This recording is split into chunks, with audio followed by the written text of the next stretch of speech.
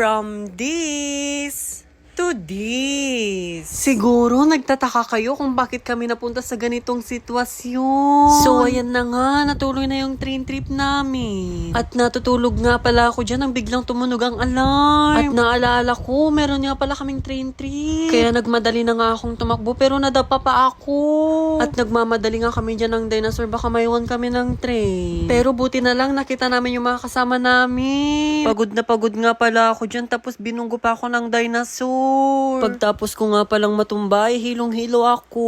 Pero okay lang kasi nandyan naman na yung train. At syempre, excited sila. Na para bang first time makakita ng fox na nagmamaneho ng train. Uy, hindi gano'n. Excited nga palang sumakay yung dinosaur. Kaya naman binuksan na yung pintuan ng train. At dali-dali na nga pala silang sumakay. At pinaandar na ng driver yung train. Chut-chut. Uy, hindi. Sa una nga pala, ang ganda ng takbo ng train. Chill lang, aesthetic, demure. Parang this is the life moment. May nakita pa nga silang whale. Wow, nature. Very documentary ang peg. Pero hindi talaga sila ready sa plot twist. Kasi biglang paakyat at doon mo makikita kung sino ang tunay na hindi handa sa buhay. Huy, ano yan? Ang bagal nga pala tumakbo ng train, parang internet kapag may bagyo. Diba? At ayan na nga, proud na proud pa yung fox na sabihing okay lang ito.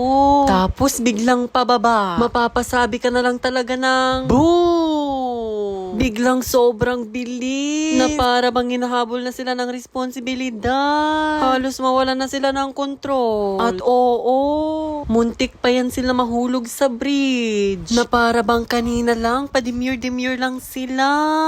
Tapos ganito yung magiging eksena. At ito na nga pala, dadaan na sila sa bridge. Kinakabahan na nga pala tong bunny na to. Ito na nga, mahulog na yung bridge. As in, one wrong move, bye na. Buti na lang binilisan nila.